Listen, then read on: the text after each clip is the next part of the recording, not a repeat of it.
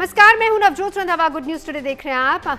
शाम के 7 बज चुके हैं और 7 गुड न्यूज के साथ हम हाजिर हैं। हम आपको आज की 7 गुड न्यूज के बारे में बताएंगे जिसको देखने के बाद आपके चेहरे पर मुस्कान आएगी। ऐसे में सबसे पहले आज बात सबसे बड़ी गुड न्यूज की करेंगे और ये गुड न्यूज है बिहार से। बिहार में युवाओं और महिलाओं को सौगात, ये है हमारी आज की सबसे पहली गुड न्यूज। दरअसल बिहार सरकार ने सभी सरकारी नौकरियों में महिलाओं को मिलने वाले 35% आरक्षण का लाभ बिहार की महिलाओं को देने का फैसला किया है। अभी तक महिला आरक्षण का लाभ दूसरे स्टेट की महिलाओं को भी मिल रहा था, लेकिन अब इसका फायदा केवल बिहार की रहने वाली महिलाओं को ही मिलेगा। युवाओं के लिए भी बिहार सरकार ने युवा आयोग बनाने का ऐलान किया है।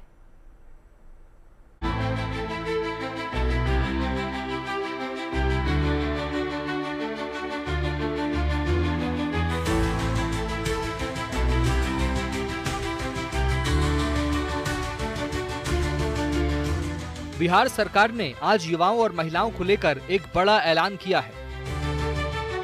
मुख्यमंत्री नीतीश कुमार की कैबिनेट की बैठक में 43 प्रस्तावों पर मुहर लगाई गई है। इसमें यह ऐलान किया गया कि बिहार में सरकारी पदों पर सीधी नियुक्ति में मूल निवासी महिलाओं को 35% आरक्षण दिया जाएगा। इसके अलावा बिहार के युवाओं के लिए युवा आयोग बनाने का भी ऐलान किया गया है। बिहार की नीतीश सरकार ने आज एक बड़ा फैसला किया। सरकार ने कैबिनेट के अंदर यह बात पर मुहर लगाई कि बिहार की जो महिलाएं हैं, जो मूल निवासी हैं बिहार की, उनको सरकारी नौकरियों में बिहार के अंदर 35% रिजर्वेशन दिया जाएगा। बिहार में 4 महीने के बाद विधानसभा चुनाव हैं और उसके पहले सरकार के इस फैसले ने महिलाओं के लिए नए अवसर खोल दिए हैं।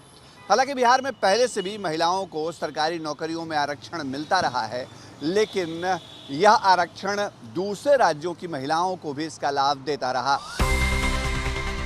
सरकार का सबसे बड़ा फैसला राज्य की महिलाओं को लेकर है। नीतीश सरकार ने राज्य की महिलाओं के हक में ऐलान करते हुए कहा कि राज्य की सरकारी नौकरियों में होने वाली नियुक्ति में बिहार की महिलाओं को ही 35% आरक्षण मिलेगा। सामान्य प्रशासन से संबंधित एक बहुत महत्वपूर्ण निर्णय है, जिसमें बिहार राज्य के सभी सरकारी सेवा संवर्गों में सभी स्तर के एवं सभी प्रकार के पदों पर सीधी नियुक्ति में राज्य की मूल निवासी महिला अभ्यर्थी को ही 35% क्षैतिज आरक्षण अनुमान्य होगा। इसका मतलब है कि जो मूल निवासी हैं बिहार के महिलाएं, उन्हीं को ही 35% क्षैतिज आरक्षण अनुमान्य होगा। दरअसल राज्य सरकार ने सरकारी सेवाओं में महिलाओं के लिए आरक्षण नीति में बदलाव किया है।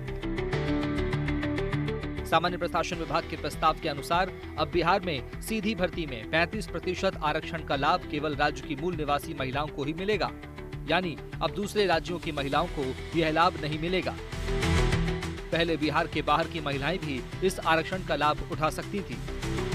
जो हमारी स्थानीय बहनें हैं और जिनको 35% का आरक्षण नीतीश कुमार जी के नेतृत्व में मिल रहा है, तो 35% के आरक्षण में 100% जो स्थानीय लोग हैं उन्हीं को मिलेगा। सरकारी नौकरियों में केवल बिहार की महिलाओं को आरक्षण देने के सरकार के इस फैसले पर राज्य की महिलाओं ने खुशी जाहिर की है। इसका मैं तहे दिल से स्वागत करती हूँ गवर्नमेंट के इस फैसले का। इसका बहुत अरसे से लोगों का इंतजार था कि हमारे यहाँ डोमिसाइल लागू हो। इससे जो लड़कियाँ मेरे कॉलेज में पढ़ रही है या फिर मेडिकल में एडमिशन लेगी, बहुत बेनिफिट उनको होगा और महिला आर्थिक रूप से सशक्त भी होंगी। प्रशंसनीय कदम है नीतीश सरकार का और उनसे हम आगे भी ऐसे ही सकारात्मक कदमों की उम्मीद करते हैं और इसका तहे दिल से स्वागत करते हैं। नीतीश सरकार ने महिलाओं के साथ साथ राज्य के युवाओं के लिए भी एक अहम ऐलान किया है। सरकार अब युवाओं के लिए एक युवा आयोग गठन करने जा रही है। 18 से 45 वर्ष तक के युवाओं के बनाए जाने वाले इस आयोग में एक अध्यक्ष, 2 उपाध्यक्ष और 7 सदस्य होंगे। मंत्रिपरिषद में 43 एजेंडों पर निर्णय हुआ है। सबसे महत्वपूर्ण जो एजेंडा है वह है बिहार में युवा आयोग का गठन करने के संबंध में है। युवा आयोग 18 वर्ष से 45 वर्ष युवाएं जो हैं उनसे संबंधित है। इसके लिए एक अध्यक्ष होंगे, 2 उपाध्यक्ष होंगे और 7 सदस्य होंगे। इसमें इस आयोग के द्वारा युवाओं से संबंधित जितने कार्य हैं उसके बारे में विचार करेगी। युवा आयोग राज्य के बाहर काम करने वाले और अध्ययन करने वाले प्रवासी, उच्चतर माध्यमिक शिक्षा प्राप्त करने वाले छात्र, डिग्री कोर्स करने वाले छात्र और बेरोजगार युवाओं से जुड़े मुद्दों पर फैसला लेगा। आर्थिक रूप से कमजोर मेधावी छात्र और युवाओं से जुड़े दूसरे मुद्दों पर भी युवा आयोग निर्णय लेगा। आयोग में जो लाभ समूह हैं जिनसे संबंधित है वह राज्य के बाहर काम करने वाले, अध्ययन करने वाले बिहार के प्रवासी, युवा आयोग में उच्चतर माध्यमिक शिक्षा प्राप्त करने वाले छात्र, डिग्री पाठ्यक्रम करने वाले छात्र, बेरोजगार युवा, आर्थिक रूप से कमजोर मेधावी छात्र और युवाओं का अन्य कोई समूह जिन्हें आयोग हस्तक्षेप योग्य समझे।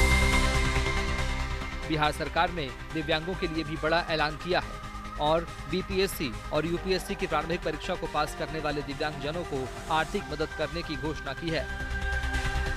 मूल निवासियों वाली शर्त को लागू करके नीतीश सरकार ने वाकई एक बड़ा तोहफा दिया है। बिहार में डोमिसाइल की मांग, डोमिसाइल नीति को लेकर के छात्रों, अभ्यर्थियों का आंदोलन भी पिछले दिनों देखने को मिला था, लेकिन अब नीतीश सरकार के इस फैसले से कम महिला अभ्यर्थियों को डोमिसाइल का रिजर्वेशन वाला लाभ मिल पाएगा। सहयोगी कैमरा पर्सन नदीम आलम के साथ Shashi Bhushan, good news today, Patna. Amarnath में बाबा बर्फानी के दर्शन के लिए हर साल लाखों की संख्या में श्रद्धालु पहुंचते हैं, लेकिन अब बाबा बर्फानी जैसे एक और आकृति उत्तराखंड के उत्तरकाशी के पहाड़ों पर मिली है। दरअसल एसडीआरएफ को अपने एक अभियान के दौरान नेलांग वैली में शिवलिंग के आकार की प्राकृतिक आकृति के दर्शन हुए हैं। हमारी आज की दूसरी गुड न्यूज यही है, अमरनाथ के बाद नेलांग में बाबा बर्फानी। दरअसल नेलांग वैली स्थित 6054 मीटर ऊंची नेड़ापानी चोटी पर एसडीआरएफ उत्तराखंड की 20 सदस्यीय टीम ने सफलतापूर्वक चढ़ाई की। ये चोटी अब तक अविजित थी और अत्यंत दुर्गम, भौगोलिक और मौसमीय परिस्थितियों वाली मानी जाती है। इसी चोटी पर चढ़ाई के दौरान लगभग 4300 मीटर की ऊंचाई पर टीम को एक शिवलिंग के आकार की आकृति देखने को मिली, जिसने अभियान को आध्यात्मिक अनुभूति से जोड़ दिया। ऐसे में अब सवाल ये उठता है कि क्या ये दूसरे बाबा बर्फानी हैं? हमारे संवाददाता अरविंद ओझा ने एनडीआरएफ के कमांडेंट अर्पणा यदुवंशी से इस अभियान के बारे में बातचीत की। 5 अप्रैल को हमारा एक 20 सदस्यीय हाई ऑल्टीट्यूड टीम जो है नेलांग वैली में आरोहण करने गई थी। ये हमने प्लान किया था, जो हमारे उत्तराखंड राज्य की 25वीं वर्षगांठ है उसके अवसर पर हमने ये एक साहसिक अभियान प्लान किया था। तो जब ये हमारी 20 सदस्यीय टीम जब ऊपर सफलतापूर्वक आरोहण कर रही थी, तो इनको लगभग 4000 मीटर की ऊंचाई पर एक शिवलिंग जैसी आकृति, जो कि बाबा बर्फानी की, जो बाबा बर्फानी अमरनाथ में जैसी आकृति है, बिल्कुल सेम वैसी आकृति उनको मिली। और जो ये एक अभियान था, जो एक साहसिक अभियान था, उसमें एक आस्थापूर्ण एक चीज जुड़ रही उसमें। और इसकी उन्होंने, हमारी टीम ने काफी वहाँ पे स्वच्छता अभियान भी चलाया उस एरिया में, और काफी अच्छा वहाँ पे उन्होंने काम किया, उसका डॉक्यूमेंट और विजुअल्स भी लिए। और बाद में जब दिखाया तो ये बड़ा ही हमारे लिए आश्चर्यजनक था कि इतनी ऊंचाई पर इतना प्राकृतिक तौर पर इतनी सुंदर तरीके से इतनी शिवलिंग आकृति बन जाना हमारे लिए एक बहुत ही सुखद और एक आस्थापूर्ण अनुभव रहा। अमरनाथ यात्रा में भक्तों का सैलाब उमड़ रहा है। यहां अब तक लाखों श्रद्धालु पहुंच चुके हैं। यात्रा मार्ग पर यात्रियों की सुरक्षा के भी पुख्ता इंतजाम किए गए, लेकिन सुरक्षा के साथ साथ यहां एक और खास इंतजाम किया गया है, जो कि हमारे पर्यावरण के प्रति संजीदगी और जिम्मेदारी का एहसास कराता है। तीसरी गुड न्यूज यही है, पॉल्यूशन फ्री अमरनाथ यात्रा। इस यात्रा के दौरान निकलने वाले वेस्ट का मैनेजमेंट करके अमरनाथ यात्रा को इको फ्रेंडली और प्रदूषण मुक्त बनाया जा रहा है। जम्मू कश्मीर में सालाना अमरनाथ यात्रा जोर शोर से जारी है। आज यात्रा का 5वां दिन है और पिछले 5 दिन के दौरान 40,000 से भी ज्यादा श्रद्धालु अमरनाथ यात्रा में पवित्र गुफा में शिवलिंग के दर्शन कर चुके हैं और सभी श्रद्धालु यात्रा के लिए किए गए इंतजाम और सुरक्षा से काफ़ी खुश हैं। इस बीच अमरनाथ यात्रा के लिए सुरक्षा और सुविधाओं के साथ साथ जम्मू कश्मीर सरकार और अमरनाथ श्राइन बोर्ड की तरफ से इस बात पर जोर है कि किस तरह से इस यात्रा को प्रदूषण मुक्त और पॉलीथीन मुक्त बनाया जाए। यही कारण है कि जम्मू कश्मीर के रूरल सैनिटेशन डिपार्टमेंट ने इंदौर की एक एनजीओ के साथ करार किया है, जिसके चलते अमरनाथ यात्रा के सभी रास्तों से कचरे और प्लास्टिक को जमा किया जाता है और उसको फिर पूरी तरह से वहां से हटाया जाता है। कहीं ना कहीं जम्मू कश्मीर सरकार के इस पहल से न सिर्फ यात्रा पोल्यूशन फ्री हो रही है, बल्कि साथ ही साथ पर्यावरण को भी बड़ा सहयोग मिल रहा है। सावन शुरू होने में अब केवल चंद दिन रह गए हैं। ऐसे में शिव भक्तों को कावड़ मार्ग पर किसी भी तरह की कोई असुविधा ना हो, इसके लिए सरकार पुख्ता इंतजाम कर रही है। यात्रा मार्ग की तैयारियों को लेकर आज मेरठ में अधिकारियों की एक बैठक हुई। ऐसे में चौथी गुड न्यूज इसी से जुड़ी हुई है और वो है बिना बाधा पूरी होगी कावड़ यात्रा। एक तरफ प्रशासन अलर्ट मोड पर है तो वहीं दूसरी तरफ श्रद्धालुओं का उत्साह चरम पर। कावड़ यात्रा मार्ग बोल बम और हर हर महादेव के जयकारों से गुंजायमान है।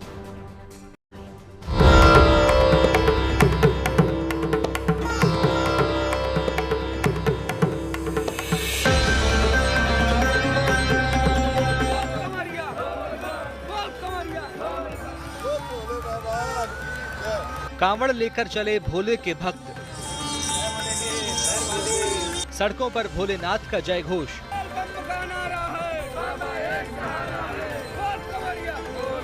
यूपी में आस्था का महासंगम, शहर शहर बम बम भोले के जयकारे गूंज रहे हैं। भक्ति में डूबे भोलेनाथ के भक्तों में उत्साह और उमंग भरपूर नजर आ रहा है। ये अभी शुरुआत है, 2 दिन बाद सावन की शुरुआत है। महादेव का सबसे प्रिय महीना सावन में बड़ी संख्या में शिव भक्त हरिद्वार पहुंचते हैं और यहां से कांवड़ लेकर अपने घर लौटते हैं। इस बीच कांवड़ियों के अद्भुत रंग देखने के लिए मिल रहे हैं। सावन के महीने में आपको शिव भक्तों के बहुत सारे रंग देखने को मिलेंगे। कांवड़ में हर कोई कोशिश करता है कि कैसे वो हरिद्वार से जल लाकर अपने इष्ट महादेव को चढ़ाए और खुश करे।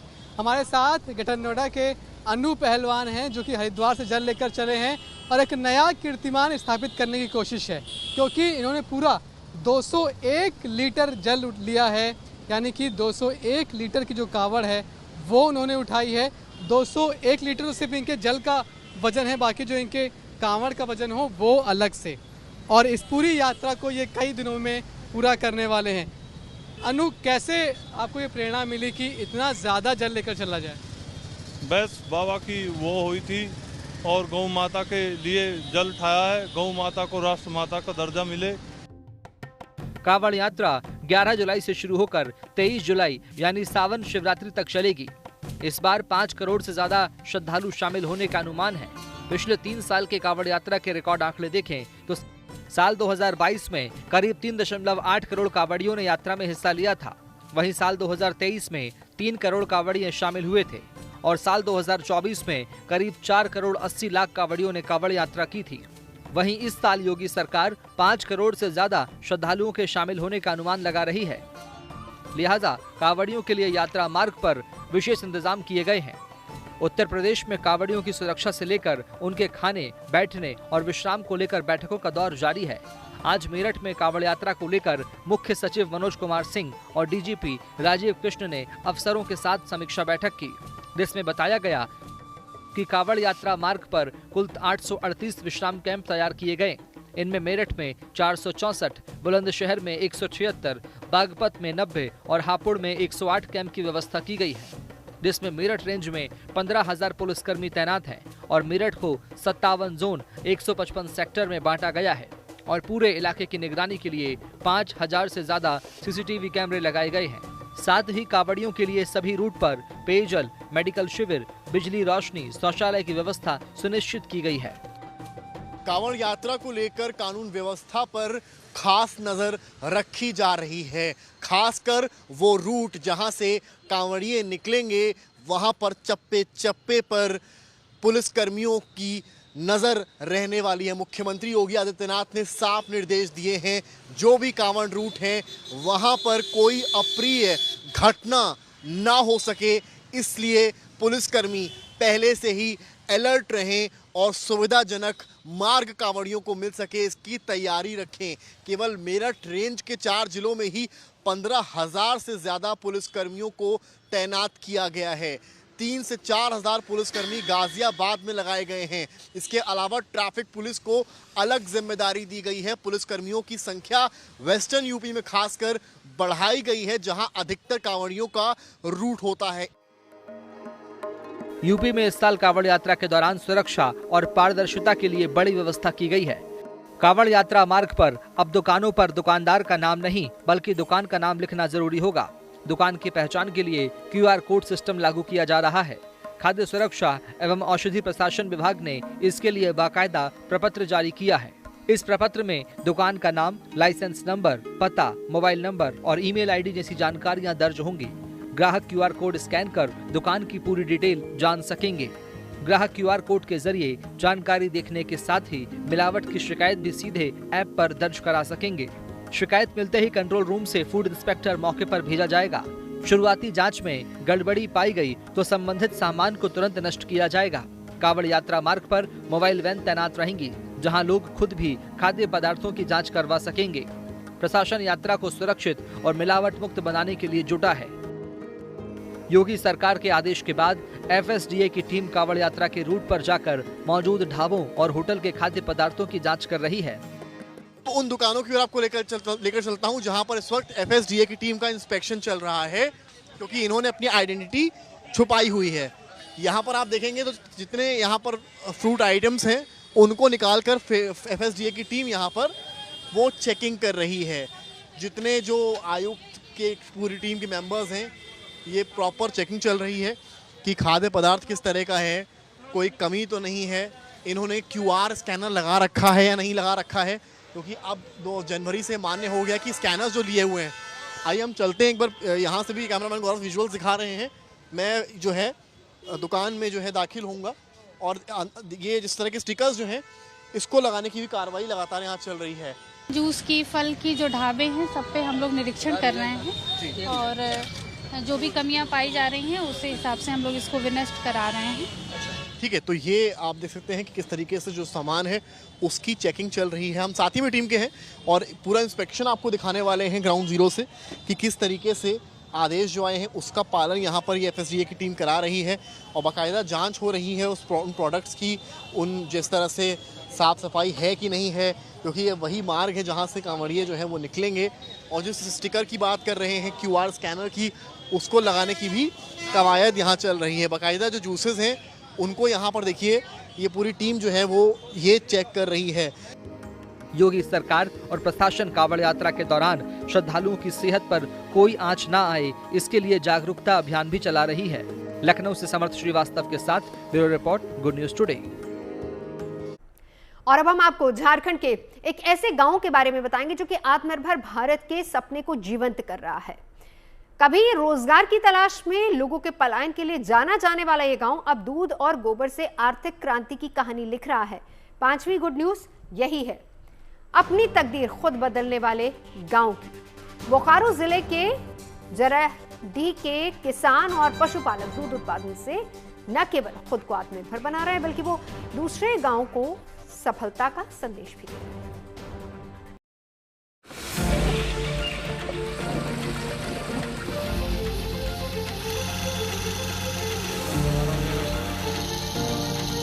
ये झारखंड के बोकारो जिले का वो गांव है जो आज अपनी तकदीर खुद लिख रहा है। बोकारो जिले के पेटरवार प्रखंड का वो गांव है जो आत्मनिर्भरता की मिसाल पेश कर रहा है।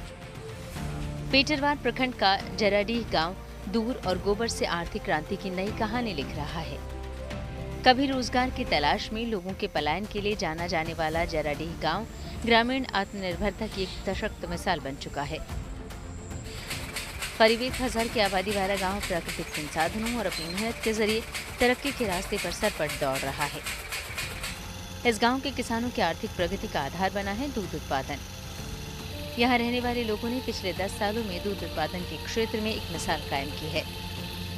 गाय के दूध के उत्पादन ने न केवल गांव वालों की आय में इजाफा किया है, बल्कि उन्हें आत्मनिर्भर बनाने में भी मुख्य भूमिका निभाई है। 72 किसान मिलकर प्रतिदिन करीब 2000 लीटर का उत्पादन कर रहे हैं। इन गायों का दूध गांव के पशुपालक सीधे एक डेयरी को बेचते हैं। डेयरी से इन्हें 45 रुपए प्रति लीटर का मूल्य मिलता है। इस तरह वो हर महीने करीब 27 लाख रुपए का कारोबार केवल दूध से कर रहे हैं। अच्छी आमदनी से किसानों ने अपनी और गांव की तस्वीर बदल दी है। इस गांव में 1000 पॉपुलेशन है, 170 घर है चूल्हा, और यहाँ से करीब 2000 लीटर दूध पर डे उत्पादन है। और यहाँ दूध जितना सुबह शाम का कलेक्शन 2000 लीटर है, और सब दीदी लोग ही सब काम करती है, महिला लोग। और बीएमसी बगल में है आपका, हमारा सामनाजारा टोला बोलते हैं, वहाँ पर है। वहाँ सब सुबह और शाम दीदी लोग दूध पहुँचाती है, और पैसा उन लोग का खाता में दूध चला जाता है। हर 10 दिन में पेमेंट हो जाता है। किसानों को ये सफलता सरकार की योजनाओं और उनकी कड़ी मेहनत से मिली है। आज से 10 साल पहले राज्य सरकार की योजना के तहत 90% अनुदान पर इन्हें दुधारू गायें उपलब्ध कराई थी। किसी को 2 तो किसी को 5 गायें दी गई थी। आज उसी मेहनत और देखभाल का नतीजा है कि आज गांव में गायों की कुल संख्या 250 से ज्यादा है, और कुछ पशुपालकों के पास तो 10 से लेकर 40 गायें तक मौजूद हैं। घर घर दूध उत्पादन और उससे होने वाली कमाई ने गांव वालों का जीवन स्तर ऊंचा कर दिया है। कहते हैं कि महिलाओं को सशक्त किया जाता है तो वे न केवल अपने जीवन को बेहतर बनाती हैं, बल्कि पूरे समाज और देश को भी लाभान्वित करती हैं। जरीडे गांव इसकी मिसाल है। इस गांव की सफलता में महिलाओं की भूमिका सबसे अहम रही है। वे न केवल पशुपालन का जिम्मा संभाल रही हैं, बल्कि स्वयं ही दूध को मिल्क कलेक्शन सेंटर तक पहुंचा रही हैं। इससे गांव की कई महिलाएं आज 30 से 50 हजार रुपए हर महीने आमदनी कर रही हैं। गाय पालन करने लगे। गाय पालन से हम लोग को दूध उत्पाद करने लगे। दूध उत्पाद जो हम उत्पाद करते थे वो हम लोग अपना घर में भी यूज करते हैं, अपना बाल बच्चा को भी खिलाते हैं जो उसे, और उसको हम लोग बीएमसी में ही डालते हैं। पैसा उसमें हम लोग के अकाउंट में ट्रांसफ़र किया जाता है। उससे फिर जो बचत होती है उसमें हम लोग बहुत सारा उससे हम लोग का क्या बोलते हैं डेवलप भी किए हैं। जैसे कि पहले हम लोग को सिर्फ गाय पशुपालन से रिलेटेड काम करते थे, उसे जो हम लोग को गाय पालन से दूध उत्पाद से जो हम लोग को इनकम आने लगा, उससे हम आगे कुछ बिजनेस भी बढ़ाए। जैसे कि अभी हम लोग के पास गाड़ी लिए एक ट्रैक्टर, उसी इनकम के द्वारा दूध बेचकर ही फिर 2 ट्रैक्टर लिए। इसी तरह करके हम लोग अभी मतलब 4-5 गाड़ी मेरे पास बिजनेस चल रही है। अपनी उपलब्धियों की बदौलत जरीडे गांव अब जिले के अन्य गांवों के लिए प्रेरणा बन चुका है। गांव की आधी आबादी के पास अब दुधारू गायें हैं, और शेष आधी आबादी भी धीरे धीरे दूध उत्पादन को जीविका का माध्यम बना रही है। जरीडे गांव अब सिर्फ एक गांव नहीं, बल्कि आत्मनिर्भर भारत की जीवंत तस्वीर बन चुका है। Sanjay Kumar, Bokaro, good news today. Kanpur चिड़ियाघर में 56 दिनों के बाद रौनक लौट आई है। आज से चिड़ियाघर को फिर से पर्यटकों के लिए खोल दिया गया है। बर्ड फ्लू की वजह से कानपुर के चिड़ियाघर में दर्शकों की एंट्री पर पाबंदी लगाई गई थी। और छठी न्यूज़ कानपुर वासियों के लिए यही है, 56 दिन बाद कानपुर जू में दर्शकों का वेलकम। कानपुर जू को आज सुबह 9:30 बजे दर्शकों के लिए खोल दिया गया है। हालांकि आज तकरीबन 2 महीने के बाद चिड़ियाघर खुला है, इसलिए अभी फिलहाल कम लोगों को ही इस बात की जानकारी है। लेकिन चिड़ियाघर खुलने के बाद पहुंचे दर्शकों का चिड़ियाघर प्रशासन ने फूलों के साथ स्वागत किया। जू खुलने के बाद दर्शकों के साथ उद्यान प्रशासन की टीम भी बेहद उत्साहित नजर आई। ये बड़ी खुशी की बात है कि H5N1 इन्फ्लुएंजा वायरस के इन्फेक्शन की वजह से कानपुर जू बंद कर दिया गया था 13 मई को। आज 56 दिन बाद कानपुर प्राणी उद्यान दर्शकों के लिए पुनः खोला गया है। इसको हम लोगों ने जितने भी हमारे बायोसिक्योरिटी मेजर्समेंट्स हैं उनको ध्यान में रखते हुए जू में हमने पालन किया, और जब हमारा ये प्राणी उद्यान है कंटेमिनेशन फ्री हो गया प्रॉपरली, तब इसको उच्च स्तर से प्राप्त निर्देशों के क्रम इसको खोला गया है। आज हम लोग बायोसिक्योरिटी सिस्टम को भी फॉलो करते हुए प्राणी उद्यान में आने वाले दर्शकों का फूल दे करके स्वागत करते हुए उनका वेलकम कर रहे हैं। साथ ही साथ हम ये भी रख रहे हैं कि जो भी हमारा दर्शक जाएगा वो हमारा जो फुटबॉल बना हुआ है उसके पास से वो चूना और KMN4 का जो लोशन का जो हो रहा है उसमें पैर प्रिंट को धो करके ही वो जाएगा, ताकि इन्फेक्शन जो है वो जू में जाने ना पाए। इस सारी हम लोग तैयारी कर रखे हैं। टिकट काउंटर और जो भी है हमारे पार्किंग एरिया सारी की साफ़ सफाई कर दी गई है और लोगों के स्वागत में हम लोग हैं। और हम लोग ये चाहें कि जो यहाँ की जो जनता है उनको जो प्राणी उद्यान है उसका पूरा लाभ मिले और उनको पूरा वन्य जीवों के बारे में उनको जानकारी उपलब्ध हो। क्रिकेट में रिकॉर्ड बनते हैं, टूटते हैं, फिर बनते हैं और फिर बनते टूटने का सिलसिला लगातार जारी रहता है। किसी भी खिलाड़ी के लिए किसी रिकॉर्ड तक पहुंचना गौरव का क्षण होता है, लेकिन आज हम आपको एक ऐसे खिलाड़ी के बारे में बताने जा रहे हैं जिसने एक बड़े रिकॉर्ड के पास पहुंचने के बाद भी उसे तोड़ने से इनकार कर दिया। और इसीलिए हमारा आज की 7वीं गुड न्यूज़ यही है। और 7वीं गुड न्यूज़ है कि ताकि ब्रायन लारा का रिकॉर्ड रहे बरकरार। हम बात कर रहे हैं दक्षिण अफ्रीकी खिलाड़ी ब्यान मुल्डर की। मुल्डर अभी जिम्बाब्वे के दौरे पर हैं और जिम्बाब्वे के खिलाफ दक्षिण अफ्रीकी टीम की कप्तानी कर रहे हैं। बुलावायो में खेले जा रहे दूसरे टेस्ट मैच में मुल्डर ने 13 शतक लगाया और वो 367 के स्कोर पर पहुंच गए। मुल्डर ब्रायन लारा के एक पारी में सबसे ज्यादा यानी कि 400 रन बनाने के बेहद करीब पहुंच चुके थे, लेकिन मुल्डर ने ब्रायन लारा का रिकॉर्ड बरकरार रखने का फैसला किया और उन्होंने 367 पर रहते हुए ही पारी समाप्त करने की घोषणा कर दी। मुल्डर से जब इसके बारे में पूछा गया तो उन्होंने कहा कि ब्रायन लारा की विरासत को बरकरार रखना चाहते हैं। तो यदि 7 बजे की 7 गुड न्यूज। तमाम अच्छी खबरों के लिए आप देखते रहिए गुड न्यूज टुडे।